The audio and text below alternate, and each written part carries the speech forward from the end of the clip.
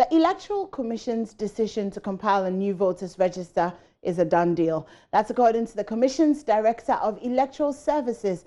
A coalition of civil society groups and other prominent individuals have in the last few weeks raised concerns about the decision, considering time and logistics constraints. The Director of Electoral Services of the EC, Dr. Serebuor Kwaku, told Samson Ladi Aineni on Joy FM's news file on Saturday that their stance remains unchanged. Basically, when we looked at all the failure rates that were going on, the problems that we're encountering, the vendor then themselves came and said that we can upgrade the system for you and refurbish the system. Okay? So the obvious question is that, okay, despite all the problems that we are having, how much is it going to cost to do it? So they brought a bill which was looked at, and we felt that this bill, just to refurbish and replace broken down equipment, didn't make sense. So an independent consultant... How much are we talking about? The bill that they brought was about 56 million. 56 million Ghana cedis. US dollars. US dollars, okay. Yes.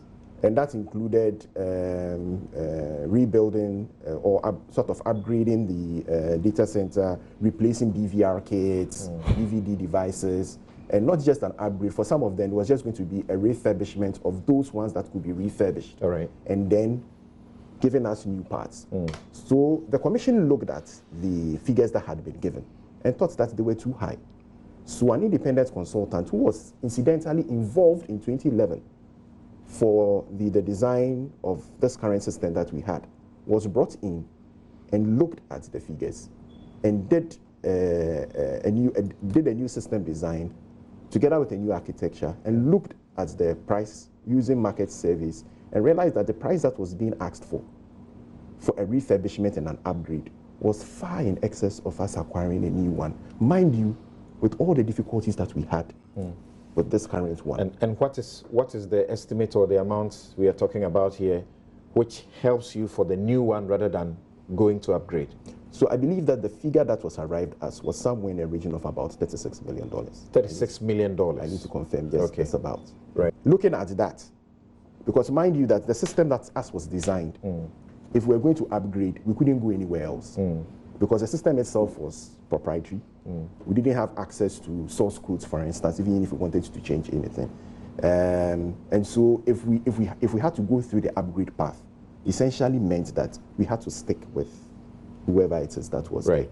And that's the essence of it. Upgrade and refurbish. A brand new system comes with its own advantages. All right. In essence, we had learned from our mistakes. Okay.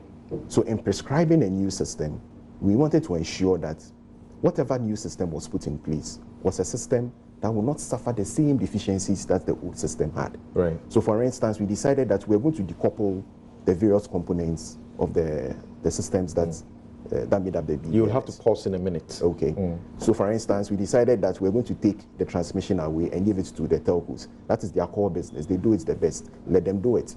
The data center, give it to somebody who actually is core business is building data centers and maintaining them. Give it to them. The biometric voter management systems. There are people who that's their forte. That's what they do. Right. Release a tender out, give it to them, and let them give us the best solution that we want based on our requirements, not what somebody wants to give to us. Right. And that was Dr. Yao Oforiaje. He's an IT consultant for the EC. But Honorary Vice President of Imani Ghana, Bright Simmons, believes that the EC their argument is not convincing enough. He also spoke on the show. There's been a whole bunch of proposed costs that they've given. When he says to you that it's $56 million, you have to ask them, is that $56 million the result of a tender where the least, the lowest bidding proponent or the lowest bidder gave you 56 million? Where are you getting that number from? They claim that they wrote to the vendor, the integrator, STL, and the STL talked to HSB. And then having done that, they came to them with some numbers. Nobody has seen those letters. We don't know the context in which they were delivered. They said there was refurbishment, that was there. We don't know the extent of refurbishment. We don't know anything. But the point is that that's not how you do things in the civil service. If you really want to do price benchmarking, do an RFQ process. Not an RFP full tender. Just request for quotations from the 50 or so vendors that I have been tracking all around the continent, supplying the service all over. There's Demalog in this country. There is Laxton Group that just won in Zimbabwe, etc.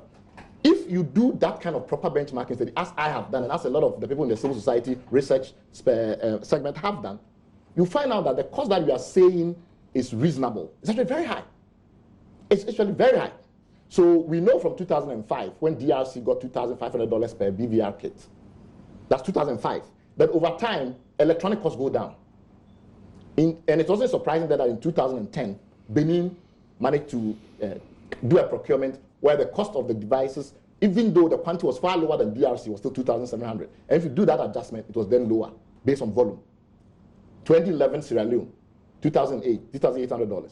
Most intriguingly, Kenya 2017, look at the cost of the BVR solution, less than $750, because they're using a MOFO tablet, which is a completely new generation solution. So even if the EC claims that it needs to do a mass replacement exercise, the cost that you are proposing is nothing interesting.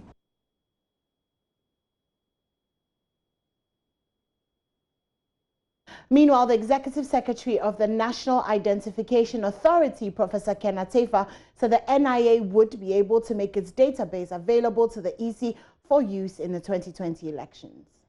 We have registered, as of yesterday, 7,301,193 Ghanaians. So the enrollment figure is 7,301,193. Out of which we have issued cards to 4,262,471. We do have a backlog of some 565,030 cards to issue, and we have about 415,000 cards that are awaiting decisions because of various challenges with sometimes discrepancies between people's pre-existing data and the kind of data that they are submitting to us. So, but the assurance, the key thing is this: the enrollment that we are doing, it captures all the biometrics that the EC requires.